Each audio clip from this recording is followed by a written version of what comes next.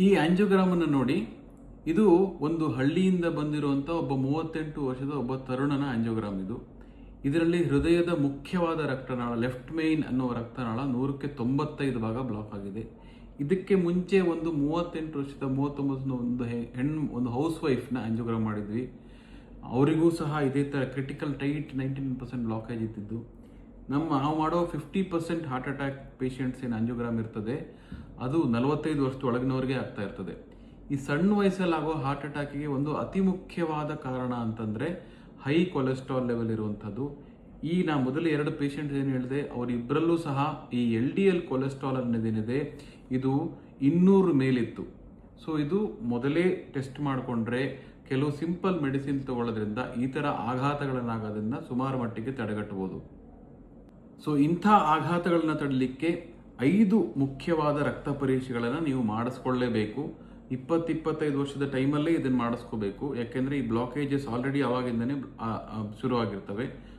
ಮೊದಲನೇದಾಗಿ lipid profile. ಇದರಲ್ಲಿ ನಿಮ್ಮ ಟ್ರೈಗ್ಲಿಸರೈಡ್, LDL ಕೊಲೆಸ್ಟ್ರಾಲ್ ನೋಡ್ತೀವಿ. LDL ಕೊಲೆಸ್ಟ್ರಾಲ್ ಏನಾದರೂ ಎಲಿವೇಟೆಡ್ ಇದ್ದರೆ 160-180 ಮೇಲಿದ್ದರೆ ಅದಕ್ಕೆ ಮೆಡಿಸಿನ್ ಸ್ಟಾರ್ಟ್ ಮಾಡ್ಕೊಳ್ಳೋದು ಒಳ್ಳೆಯದು, ಲೈಫ್ ಸ್ಟೈಲ್ ಚೇಂಜ್ ಮಾಡ್ಕೊಳ್ಳೋದು ಇಂಪಾರ್ಟೆಂಟು. ಎರಡನೆಯದು HSCRP ಅಂತ, ಇದು ನಿಮ್ಮ ದೇಹದ ಕ್ರಾನಿಕ್ ಇನ್ಫ್ಲಮೇಷನ್ ಅನ್ನು ಹೇಳುವಂಥ ಟೆಸ್ಟು. ಸೊ ಇದನ್ನು ಸಹ ಮಾಡಿಸ್ಕೋಬೇಕಾಗತ್ತೆ. ಮೂರನೇದು HbA1 ಅಂತಂದರೆ ನಿಮ್ಮ ಅವರೇಜ್ ಬ್ಲಡ್ ಶುಗರ್ ಲೆವೆಲ್ ಹೇಗಿದೆ ಅನ್ನೋದನ್ನು ಇದು ಇಂಡಿಕೇಟ್ ಮಾಡುತ್ತೆ. ಸೊ HbA1c ಅನ್ನೋದು.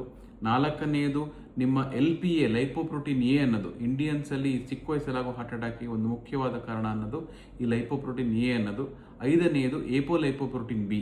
ಈ 5 ಬ್ಲಡ್ ಟೆಸ್ಟ್ಗಳು lipid profile, HSCRP, HbA1c, lipoprotein A ಮತ್ತು ಏಪೋಬಿ, ಈ 5 ಟೆಸ್ಟ್ಗಳನ್ನ ನೀವು ಬೈ 20-25 ಇಯರ್ಸ್ ಎಲ್ಲರೂ ಒಂದ್ಸರಿ ಮಾಡಿಸ್ಕೊಂಡ್ರೆ ಈ ಚಿಕ್ಕ ವಯಸ್ಸಲ್ಲಾಗೋ ಹಾರ್ಟ್ ಅಟ್ಯಾಕ್ಗಳನ್ನು ನಾವು ಸುಮಾರು ಮಟ್ಟಿಗೆ ತಡೆಗಟ್ಟಬಹುದಾಗುತ್ತೆ. ಎಸ್ಪೆಷಲಿ ಯಂಗ್ಸ್ಟರ್ಸಲ್ಲಿ ಈ ಅಂಶಗಳನ್ನ ಶೇರ್ ಮಾಡ್ಕೊಳ್ಳಿ. ಎಷ್ಟೊಂದು ಸರಿಗಳು ಕೇಳ್ತಾರೆ ಜನಗಳು, ಸರ್ ನಿಮ್ಮ ಫ್ಯಾಮಿಲಿ ಹಿಸ್ಟ್ರಿನೇ ಇಲ್ಲ, ಸ್ಮೋಕಿಂಗ್ ಮಾಡಲ್ಲ, ಆದರೂ ಏನಕ್ಕಾಗತ್ತೆ ಅಂತ. ಸೊ ಈ ಥರ ಟೆಸ್ಟ್ಗಳು ಮಾಡ್ಕೊಳ್ಳೋದ್ರಿಂದ ಚಿಕ್ಕ ವಯಸ್ಸಲ್ಲಿ ಆಗೋ ಆಘಾತಗಳನ್ನು ತಡೆಗಟ್ಬೋದು.